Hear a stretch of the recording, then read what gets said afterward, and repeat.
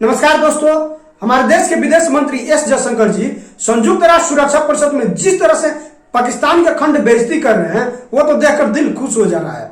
मैं तो कहूंगा कि आप भी वो न्यूज देखिए और पढ़िए, उसे कितना प्राउड फील हो रहा है अपने देश के विदेश मंत्री एस जयशंकर जी पर। तो 1 दिसंबर को यूएनसी का अस्थायी अध्यक्षता भारत को मिला था 1 महीने के लिए। इसे लेकर तो पाकिस्तान में तो जलन हुआ ही था। इसमें जब बैठक चल रही थी, वहां के विदेश मंत्री, पाकिस्तान के विदेश मंत्री बिलावल भुट्टो ने उसमें कश्मीर का मुद्दा लापा, कश्मीर का राग आलाप दिया। और वहां के विदेश राज्य मंत्री हिना रबानी जी तो भारत में आतंकवाद का भी इल्जाम लगा। उसके बाद हमारे विदेश मंत्री कहां चुप बैठने वाले थे।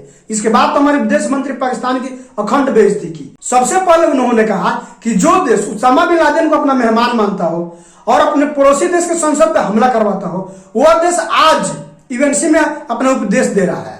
यह तो सोचने लायक है, जबकि पूरी दुनिया जानती है कि पाकिस्तान आतंकवाद का एपी सेंटर है। पूरी दुनिया पाकिस्तान को आतंकवाद के एपी सेंटर के रूप में देखती है। साथियों, एस जयशंकर जी ने 26/11 हमले का जिक्र किया, उसामा बिन लादेन का भी जिक्र किया। उसके बाद उन्होंने हमारे देश में जो 2001 में संसद पर अटैक हुआ था उसका भी जिक्र किया।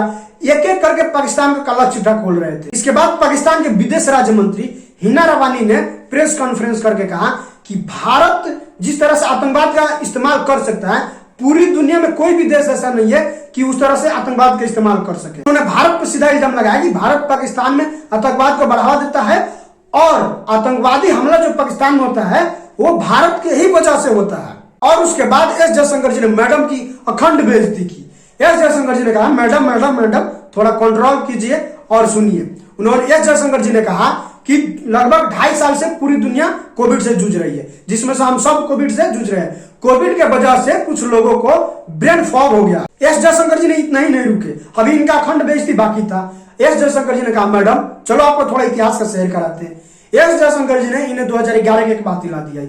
वह बात थी कि हिलरी क्लिंटन तत्कालीन अमेरिकी विदेश मंत्री थी जो गई थी पाकिस्तान के दौरे पे, और उस समय हिना रबानी जी पाकिस्तान में एक मंत्री थी। हिलरी क्लिंटन ने हिना रबानी के बगल में खड़े होकर एक बात कही थी कि मैडम, अगर सांप आप अपने घर में पाल रही हैं तो यह उम्मीद नहीं कर सकती कि सांप केवल आपके पड़ोसी को ही काटेंगे, वो सांप उस व्यक्ति को भी काटेंगे जो अपने घर में पाल रहा है। एस जयशंकर जी से अखंड बेइज्जती होने के बाद पाकिस्तान के विदेश मंत्री आग बबूला हो गए और आनन फानन में प्रेस कॉन्फ्रेंस कर दी। और प्रेस कॉन्फ्रेंस में नरेंद्र मोदी के खिलाफ जहर उगलने लगे।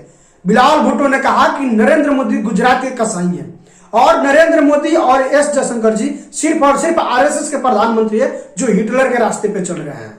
बिलावल भुट्टो का इस तरह से छटपटाहट आप समझ सकते हैं और पूरा भारत ही समझ सकता है।